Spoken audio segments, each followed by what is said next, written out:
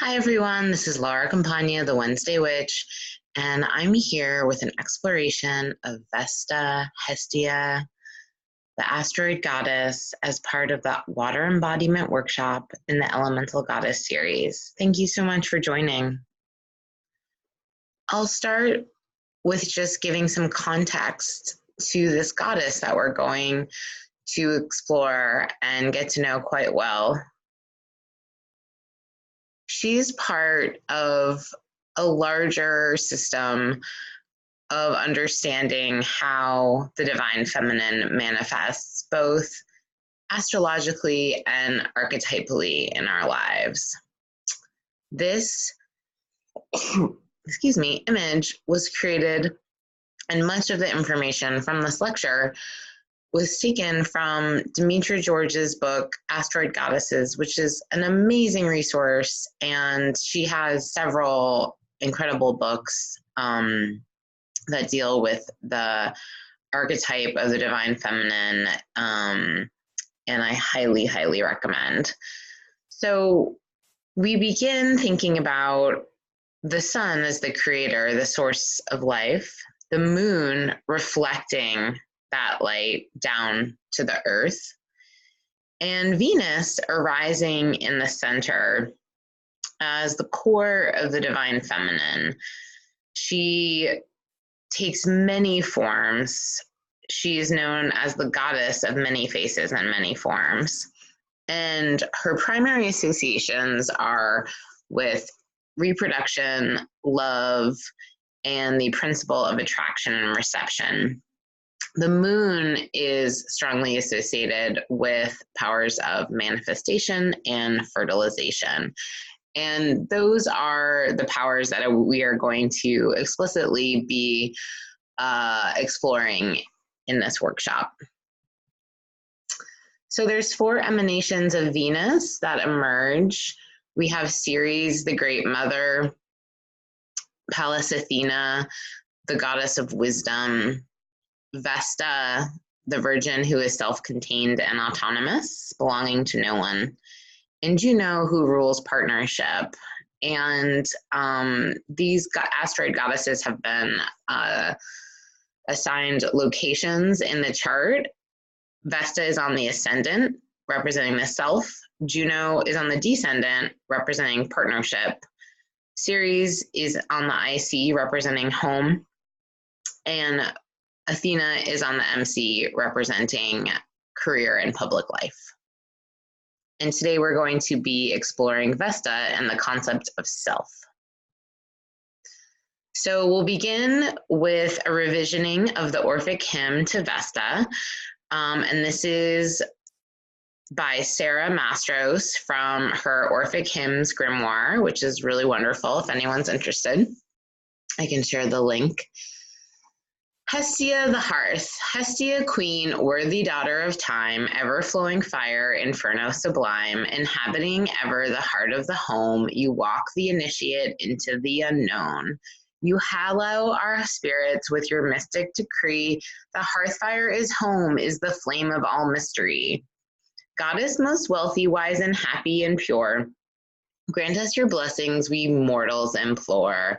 Eternal shape changer, basis of everything, you excite tender longing for the green of the spring. Your red tongue smile and your warm glowing eyes, bless with health, wealth, and happiness all of our shrines. So we invoke Vesta and Hestia and seek her wisdom in this workshop.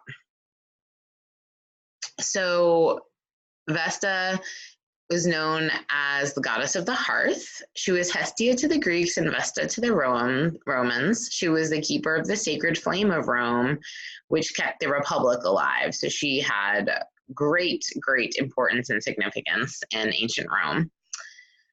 Vesta had, in Greece, Vesta had a sacred place at the center of every household and the central public hearth of every city. She was the symbol of the guardian of the home and community. The warmth of her fire ensured the cohesion of family and state. Her symbols are the eternal flame, the torch, the altar fire, and the donkey. So Vesta's flame was eternal. The hearth was the heart of the home. In Delphi, Hestia was worshipped as a heap of glowing charcoals, which became known as omphalos, the navel or center of the Greek world. If you think about the navel being where the baby is nourished during gestation, in the womb, that's especially important. The Latin word for hearth is focus because the fires were so necessary for human survival, yet difficult to procure and maintain. It was necessary to be completely devoted to the task of keeping the fire alive, and the keeper of the flame was venerated. So it's really difficult for those of us who've grown up with modern technology to conceptualize how important fire must have been. But throughout ancient mythology, there are many stories revolving around the importance of fire. And indeed, Prometheus, who took the fire from the gods and brought it down to humans, was greatly punished for that by the gods and greatly revered by humans. So although fire is something we really take for granted, it was an absolute precious resource and commodity necessary for survival and comfort and well-being, and also really seen as divine and as a gift from the gods, but a gift that wasn't even entirely given willingly. So Vesta and Hestia, goddess of the hearth and keeper of the eternal flame, when we think about this asteroid astronomically, it's really fascinating because Vesta, the word has a Sanskrit root meaning vas, a Sanskrit root of vas meaning shining, and the asteroid Vesta is not the largest, but the brightest that can be seen with the naked human eye. And this asteroid has a luminous astronomical quality because it is composed of an unusual type of volcanic surface rock caused by extremely high internal temperatures that reflect a large amount of sunlight.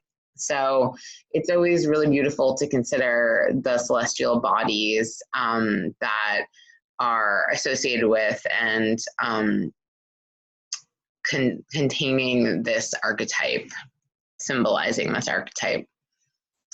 So Hestia and Vesta. In Greek mythology, Hestia was the first Olympian child of Kronos and Rhea, and the last to be reborn when Zeus freed his siblings from Kronos' stomach.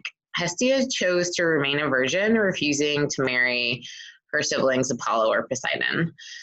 Good choice. An early Mycenaean goddess, she was worshipped in all Greek towns where an altar to Hestia was erected at the public hearth, the Parantheum, containing the sacred flame.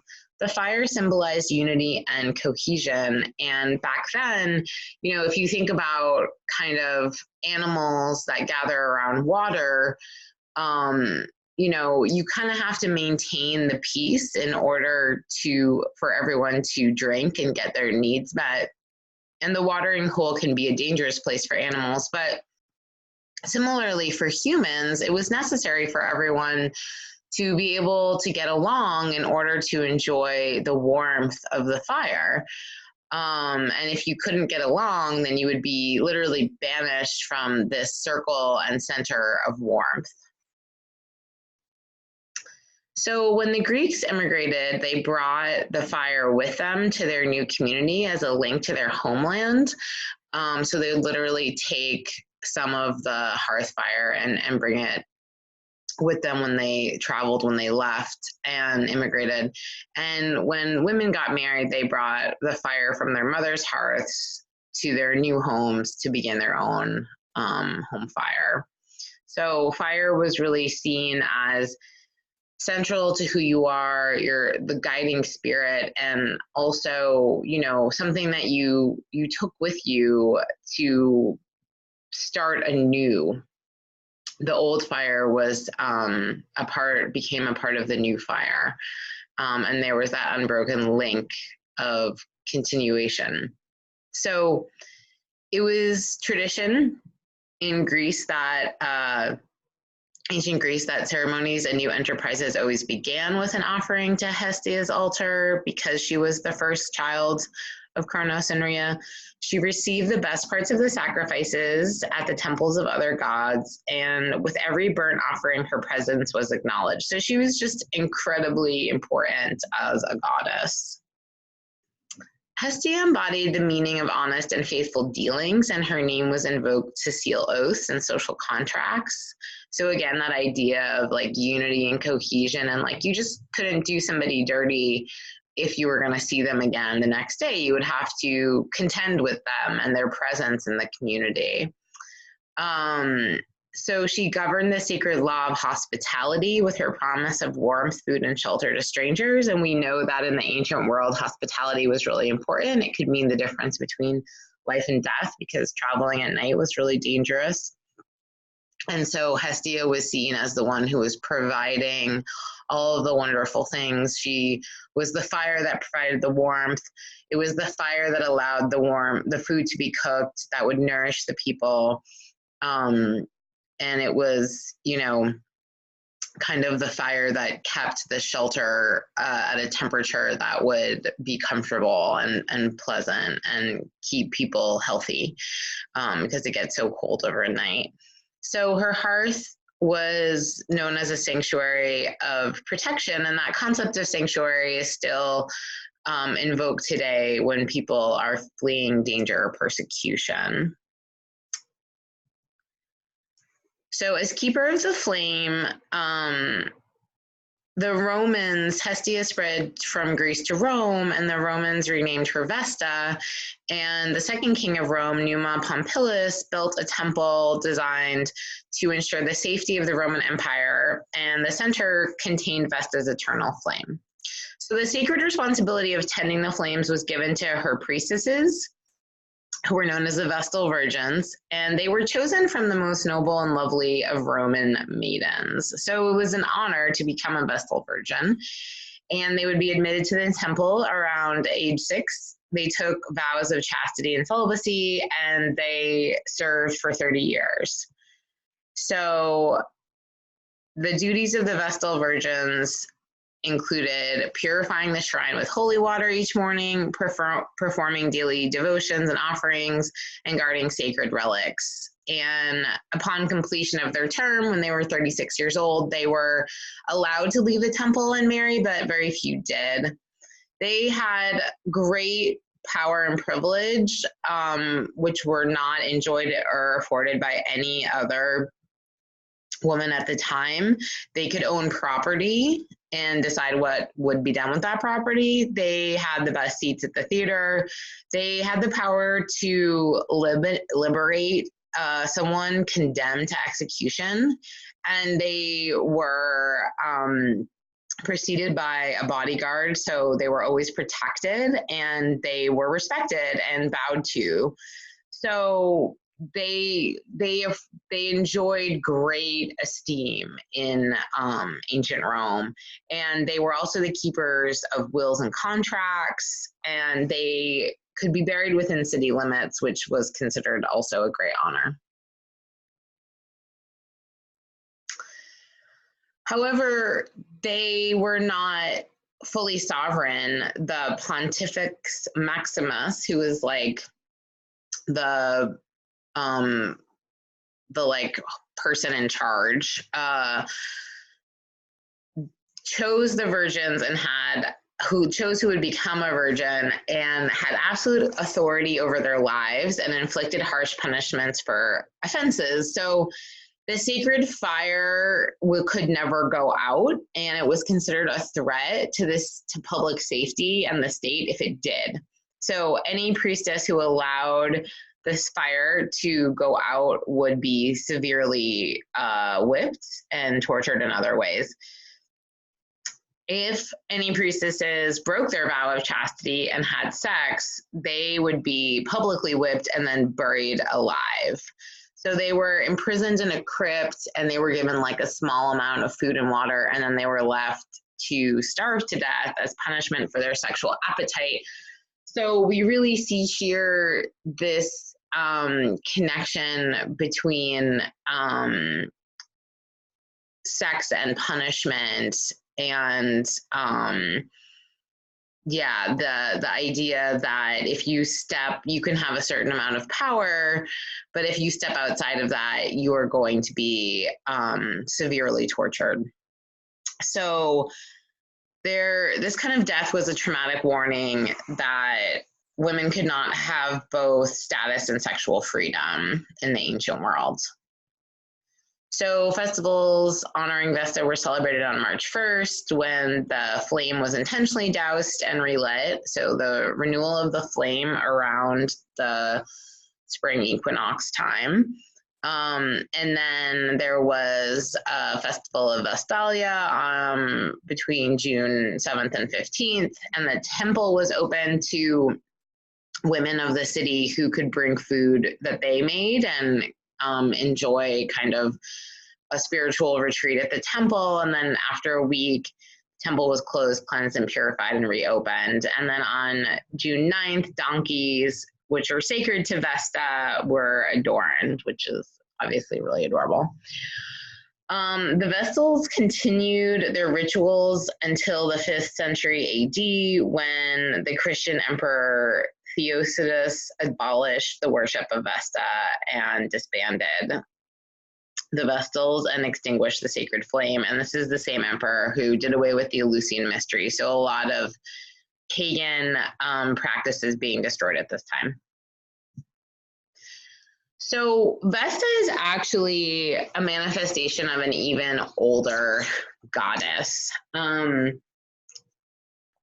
So in pre-Hellenistic Greece, the chief deity was the great mother goddess, symbolized by the moon, and the goddesses priestesses fostered the fertilizing power of the moon through caring for the water supply and tending a sacred flame, which could not be allowed to die. So similar. Aside from representing the light of the moon, the flame symbolizes secret power of sexual transmutation. So the ability to create something new is associated with the flame. So priestesses who tended the sacred flame were known as virgins, not because they didn't have sex, but because they remained unmarried and belonged to no man. They didn't get married. So they existed as whole and complete within themselves, and they chose who they shared their bodies with. These priestesses, these temple priestesses, were also sacred sex workers who gave themselves to people that came to the temple in ritual.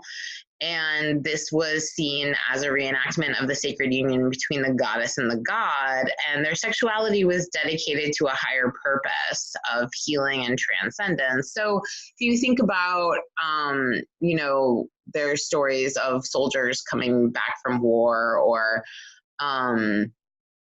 you know, coming to the temple and being cleansed and being healed through sexual rites with these priestesses, and then returning back to their families, having had this transformative experience and not bringing the violence and the chaos with them. So receiving some benediction that allowed them to heal. And these priestesses were really powerful in facilitating this liminal state of healing through sexual rites.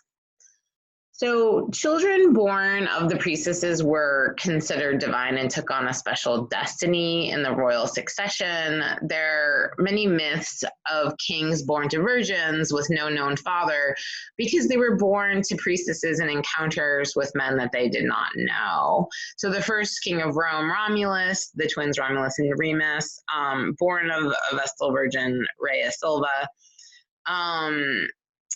So we can see here, this is a fresco from Pompeii in the House of Vedi in 62 AD, depicting sex work and people engaged in sexual union. And so when we think about the fact that children born out of wedlock were not granted a lower status, but had a special higher status in some cases when they were the children of these priestesses, we have a really different view of how the matrilineal line was considered and what that flow looked like. So with the rise of patriarchy, the line of descent shifted away from the Vestals to the kings by marriage, who implemented ways to retain the throne. Previously, a king would only serve for a year, and then it was 4 years, and then 6, and then it became a lifetime, and that the line of descent changed to the father so that it would be patrilineal. So sometimes if the queen died, the king would marry his own daughter, or the brother and sister would marry. And it wasn't until the Roman king Tarquin the Elder decreed that Vestals should remain sexually chaste to prevent them from breeding other children who could have claim to the throne. So the College of the Vestal Virgins was actually founded to contain these heiresses who, you know, would have great power if they were producing the rulers of the kingdom, and to really nullify attempts to reestablish the matrilineal throne. So we start to see that the practices of the priestesses being the ones who are giving birth to the leaders, then that slowly falls out of favor. And then to really make sure that never happens again, the Vestal Virgin College is established, and they're kind of contained in this in this space that, you know, is basically the predecessor to a nunnery. So there becomes this separation of sex from the sacred. So the brothels become the only place where people have sexual encounters, whereas in the pre-patriarchal world, it was common for people to have sexual encounters with strangers in different kinds of fertility rites and things like that, as embodiments of both the goddess and the god, the divine masculine and divine feminine. But with the rise of patriarchy, sex workers lost their association with the divine feminine. However, and there became this prizing of chastity as purity. So the Vestal Virgins essentially in Rome had to choose between political power and sexual freedom, whereas the priestesses of the old had both, and the transformative power of sexuality was reframed as an ideal of purity and chastity. So Vestal Virgins gave an option to those who did not want to submit to patriarchal rule in marriage, but they paid the price of not getting to be sexually active. Vesta continued to be venerated as an idealized form of maternity. So we never, even though she becomes a virgin who is not sexually active, we never lose that association fully with motherhood, and we see that continue with the Virgin Mary with the rise of Christianity. So Vesta also never fully lost the association with the sacred sex workers and with the sexual union. So Vesta's temple was actually called the Penis Vestae, and the penis was a cupboard near the hearth, which was hidden from sight. So now you start to see that sex and things associated with sex are being hidden and sublimated. And within the penis, within the cupboard, was a phallic statue known as the Palladium, named after some fertility gods, most notably Priapus. And the phallic symbol so having the palladium and the penis next to the hearth symbolize the ancient union of the goddess and the god. And from the word palladium, we get palabum, which is a word for food. So we see how this concept of fertility continued to be associated with the Vestal Virgins. And in some ways, we can just think about this as the eternal wrestling with the shadow, that whenever you're denying something, you're invoking it. So if you're saying these women are completely chaste and pure and non-sexual, then you're also inherently saying they're so incredibly sexually powerful. So that's always happening whenever we are grappling with an archetype. We need to recognize both sides of the polarity and the dark and the light that are present, and the light being what is illuminated and articulated clearly and obvious, and the dark being what is hidden and latent and growing and ripening. And also under patriarchy, what is being denied and suppressed. So here is the fertility god Parappas. And you can see that, you know, his phallus is really front and center. And you can see this middle statue at the MFA in Boston, if you like. It's really fun to go visit. So when we think about the power of Vesta, we think about the hearth as a place that's gathering energy and bringing it to a point, creating clarity, focus, and illumination. And so you can think about the connection of the word hearth and heart and all the energy that is gathered around the heart in our bodies, and how the heart is a place where we experience so much emotion, and it's also where our connection to divinity lays. So Vesta represents concentration and undivided attention and dedication.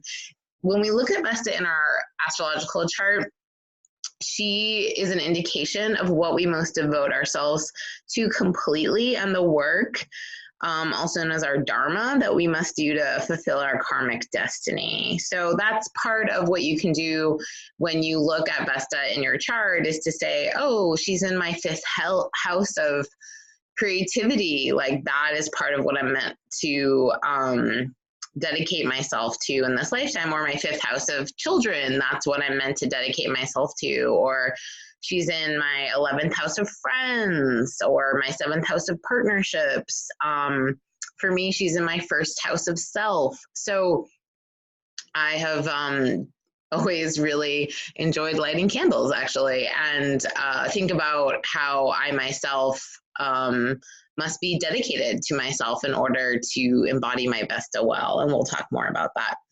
So Vesta is where we're called to be faithful, and also where we can become fanatical in our devotion to something. So with the rise of Christianity, which outlawed religions that worship more than one god, the church had to figure out what to do with people's goddess worshiping, because it never went away. So they absorbed and accommodated it. And the Blessed Virgin Mary, the story of her is that she was a virgin betrothed to Joseph, and she became pregnant through the Holy Spirit. What a wild night. And she really embodies many of the qualities of the ancient goddesses and the symbols of Vesta. So you can see here the Sacred Heart as the sacred hearth fire that's burning eternally. You can see her embodiment of this chastity and purity, and really belonging to no one, like primarily, even though she's betrothed to a man, primarily belonging to God. However, with the rise of Christianity, this separation of the sacred from the sexual really became complete, where women weren't allowed to be sexual even as they were becoming mothers. You know, it's just the complete break and splintering of this original wholeness and connection between sacred sexuality, autonomy, and motherhood, where that there was no contradiction around in the pre-Hellenistic times, and then the fissure happens, the rupture with the rise of patriarchy, and then it really gets solidified with Christianity. So what we're left with are the choices to either be a virgin or a whore. And so here again, we see the light and the shadow, which is the light is what is the virgin who's allowed to be seen and held up as an ideal.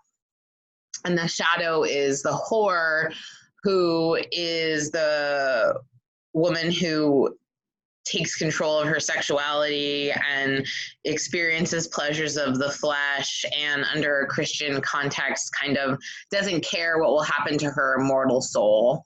But at the same time, we know that if women did not submit to become sexually active, if they wanted to maintain to be virgins forever, then they were considered frigid and unnatural and cold. So there was really no winning under this dichotomy of options. So with the rise of patriarchy, the choice was either sexual freedom or sexual repression.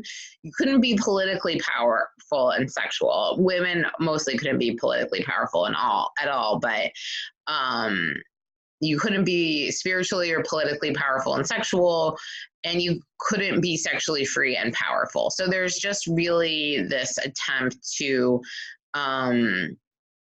subvert the ancient practices of women being powerful to really control and dominate. So women were forced to choose, and those who inhabited one sphere were taught to view the other as the enemy. So we now get into this concept, this feminist concept of horizontal hostility, when members of the same marginalized social group are pitted against each other. So this is encouraged, so each covets what the other has and punishes the counterpart for what they're denied by those in power. So the virgin, it becomes bitter and angry that she can't be sexual, and the whore becomes bitter and rageful that she's disrespected and treated badly, and lives a life on the margins. And they're encouraged by the patriarchy to take that rage out on each other. And we see that today in the ways that women and all kinds of marginalized people are encouraged to criticize and go after each other. So sex becomes equated with sin, and women with original sin. And so we get so far away from sex being a part of the sacred right of the divine.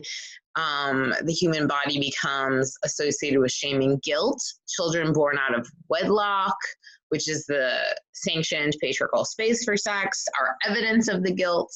So people are taught to repress and deny their sexual urges, and those who transgressed, especially women and queer people, were punished. So this is the legacy that we've all inherited living in a Christian nation and a world that has seen the rise of this kind of ideology for 2,000 years.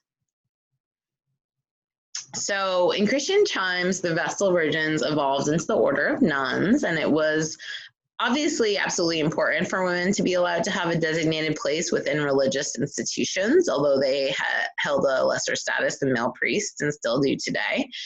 So similar to virgins, the Vestal Virgins, a nun's sole focus was religious devotion. She lived to serve, and her life was devoid of sexual intimacy and personal relationships. Obviously, she had personal relationships with her sisters in the nunhood, but her primary relationship is with God. So nunhood was often the only place a woman seeking to escape marriage could turn. And definitely queer people would escape into nunhood or priesthood as a way to avoid heterosexual marriage.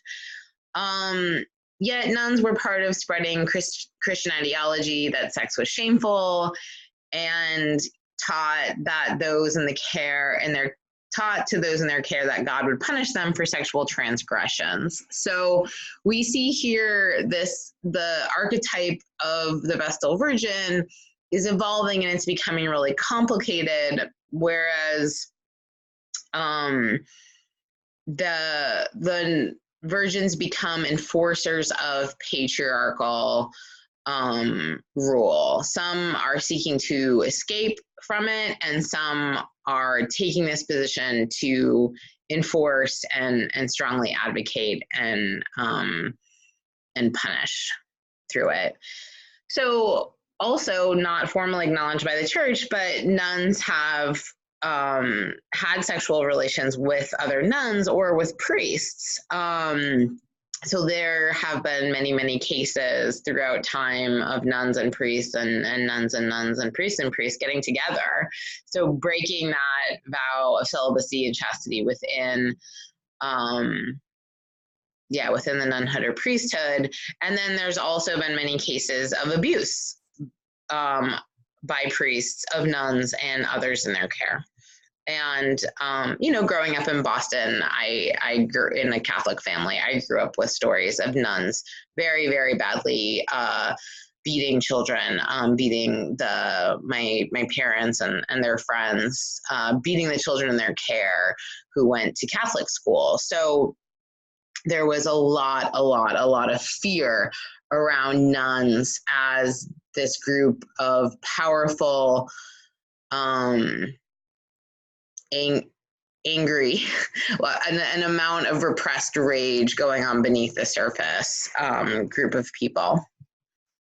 So we also have the tradition of virgin martyrs. So before Christianity really took hold in the aftermath of Jesus passing, when it was still pagan republic in the ancient world, many Christians were persecuted for their beliefs, and there were many women and, what we consider young girls who had taken vows of chastity who were tortured, and this is and killed. And this is Saint Euphemia, who was very badly tortured. She had been consecrated to virginity from a young age. She refused to honor Ares, the god of war, and she was put on the wheel and done all these awful things. And she was put into the ring where she was supposed to be torn apart by lions. But the legend is that the lions actually just walked up to her and licked her wounds. So there is this veneration of virgins. So we're always contending with the larger story and the larger context being very complicated, where there's both a putting up on high and a pushing down low of women in these positions. So the up high is the martyr, and the low is the spinsters and old maids. So it was really common to consider any woman over 26 who was unmarried a spinster or an old maid. And these women were considered failures as women for not being desirable enough or agreeable enough to land a husband, and often if they spurned proposals, they were seen as sexually frigid. They would become an economic burden to their families, and until 2005, the terms spinster and bachelor were actually legal terms used in England and Wales. So and if you look at this little comic from the 50s, it says, "Please don't let me be a spinster. A simple walk down the street can be wonderful or awful depending on whether you're a twosome or a lonesome." In my case, unfortunately, I was alone. So this idea of being alone as being lonesome, and the equating of being alone with loneliness, and the invocation there of the alienation and the isolation that comes from being not in a partnership is part of the Vesta archetype. So Vestal Virgins in the news today. So we have Game of Thrones really invoked a lot of Vestal Virgin imagery with the Septa Onelia, who shames Cersei Lannister for her infidelity, and on Game of Thrones. And this was actually based on a real event that happened in 1483 with Jane Shore, who was known as the Rose of England or the Rose of London, who had been the mistress of King Edward IV. And then when he died, she was paraded through the streets and shamed.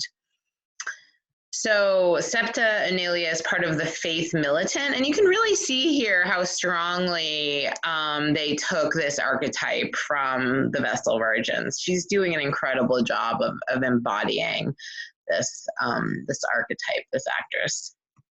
We also see her, the Vestal Virgin archetype, in Aunt Lydia on The Handmaid's Tale. Aunt Lydia is really the shadow of the Vestal Virgin, of kind of the nun who is like the Mother Superior, who really, she's a true believer. She's absorbed and been indoctrinated into the patriarchal belief that a woman's sacred duty is to reproduce heirs to support the nation state and the patriarchy. And so she is really not above employing corporal punishment to get women to stay in their place. So she's a really incredible actress too. But we see here this really strong invocation of Vesta and Hestia as the keeper of the nation. And if you let the sacred flame go out, because in The Handmaid's Tale, there's so few women that are able to reproduce, and the sacred flame is dying, and if you let it go out, then the whole nation will collapse. So Aunt Lydia has an important job to do. And then we have today the reimagining of the Virgin and the Whore. And this is from the show Westwood, which is really, really powerful. And we have Vesta is astrologically associated with the signs of Virgo and Scorpio. And so with the Virgo archetype, that's where we get the Virgin. And with the Scorpio, we get the sacred sex worker. And, the Virgo is the good girl. She is the one who is following the rules. And in Westworld, that's Dolores, who's played by Evan Rachel Wood, and who's kind of this idealized white maidenhood that was really, she's like the angel of the house that was really venerated during Victorian times. And then you have Thandie Newton, who is playing Maeve Millay, who is the really wise, crafty sex worker. And, Scorpio is one of the most Googled signs, and that's because people are really obsessed and kind of afraid of Scorpios. And so what's powerful about the show is that Dolores, who is like the good girl, and Dolores means Our Lady of Suffering, both of these characters, but it's a bigger break with Dolores's typecast. They tap into their rage at being abused and being put into these, being forced to live in the confines of this dichotomy, and they start to take that rage out on men.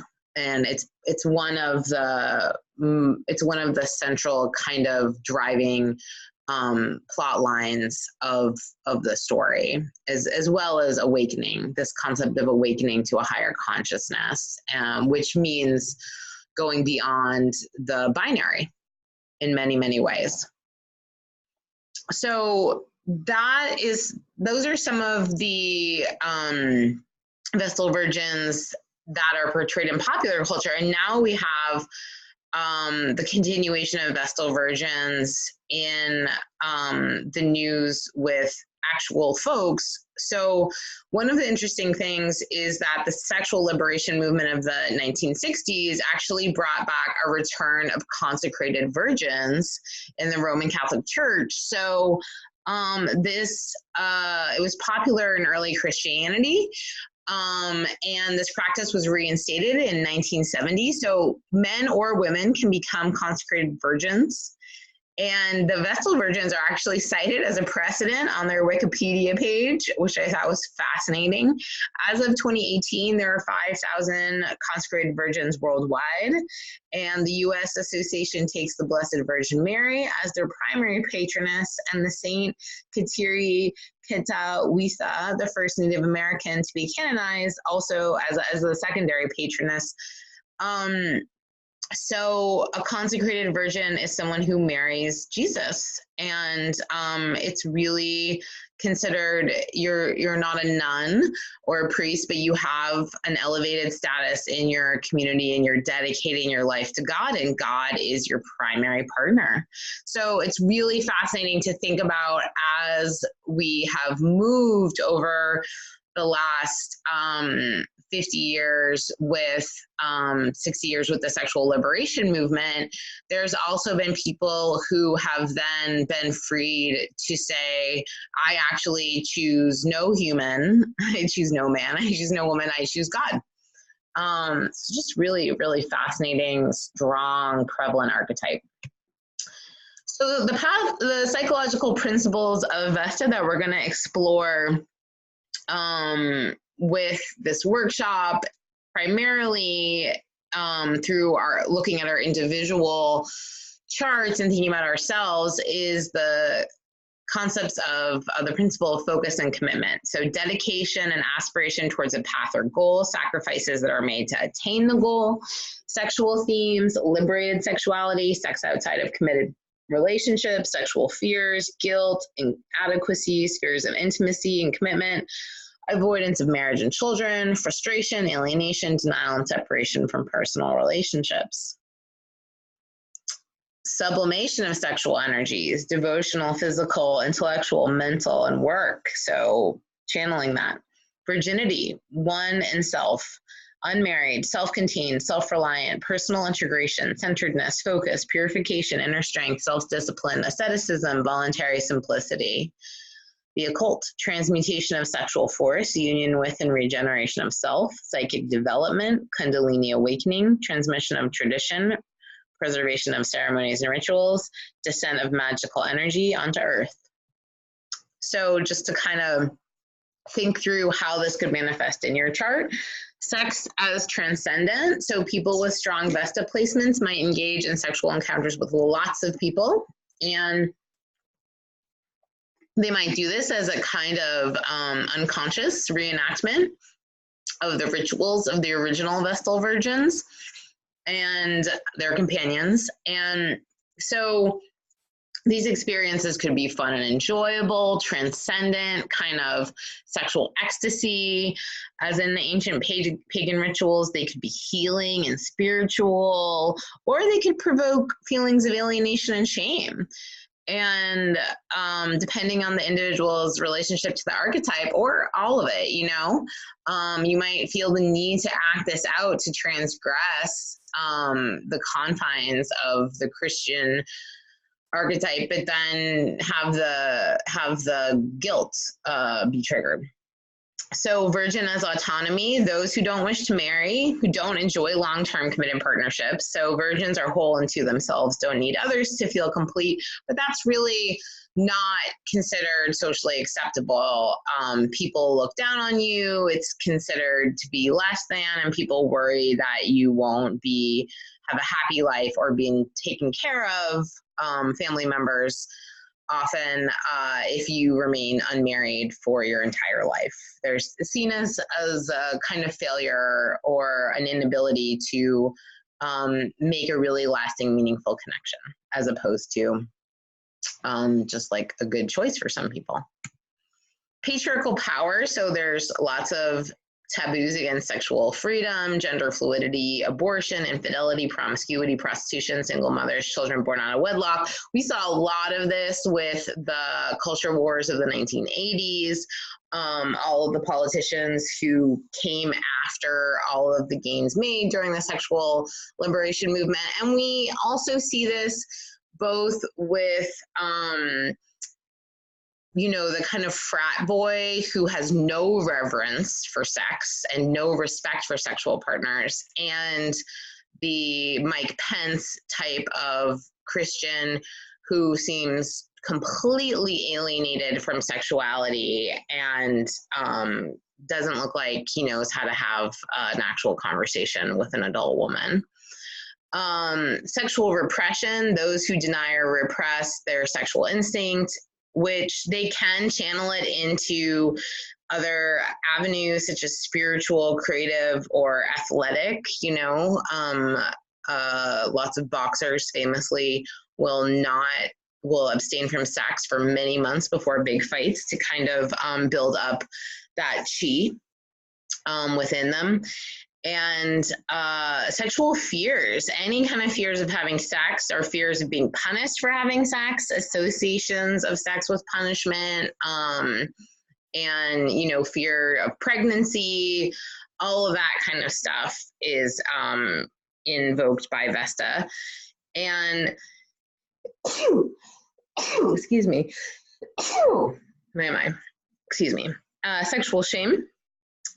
Shame over one's sexual desires, body pleasure, orgasm response, lack of desire, orgasm or response, association of sex with dishonor. So I want to have sex, but if I have sex, I'm bad and dirty.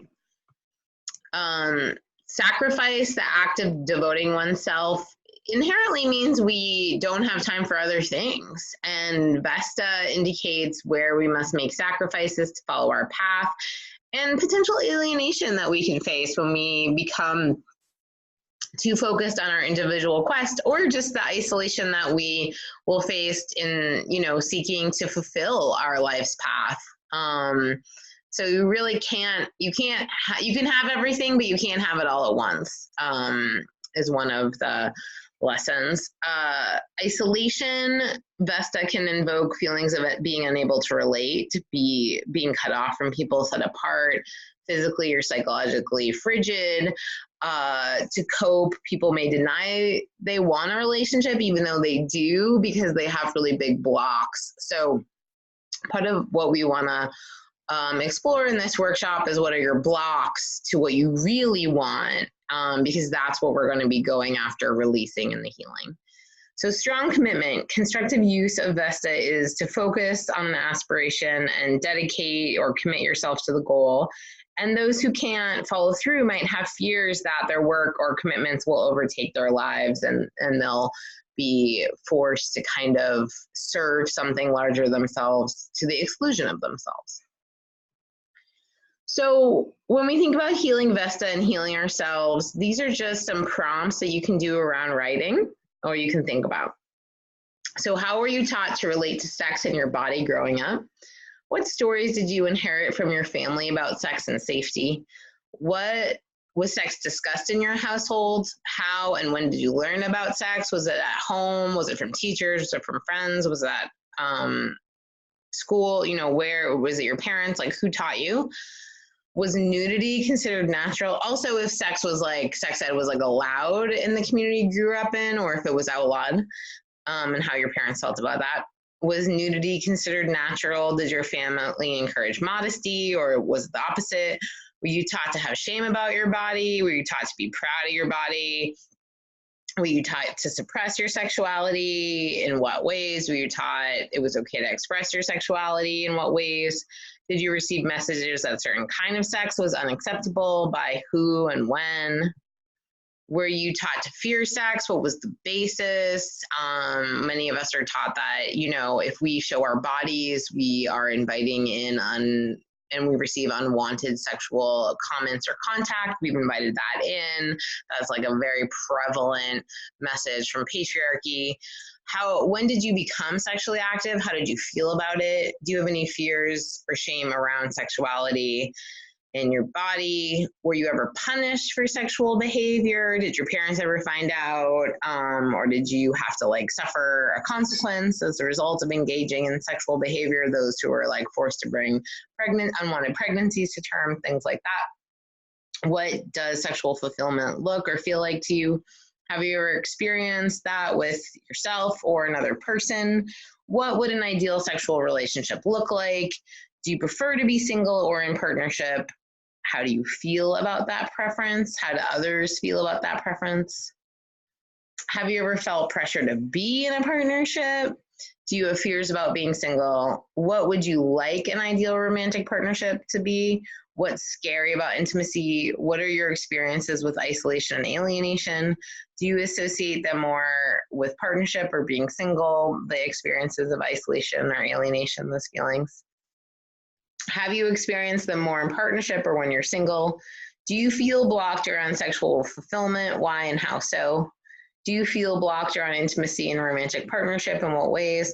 What would you like Vesta to heal in your life? So we'll just close by kind of invoking Vesta and asking her to help us. So you can just take a moment, you can close your eyes, you can do whatever you like, but you can just kind of invoke Vesta and say, you know, please help me to heal you in my life. She's a multifaceted archetype. She lives within each of us. And you can just turn to her for support in whatever issue she corresponds to. So she can return you to wholeness and show you how to integrate all these pieces so that we can come into a more perfect love for ourselves, our beloveds, and the world.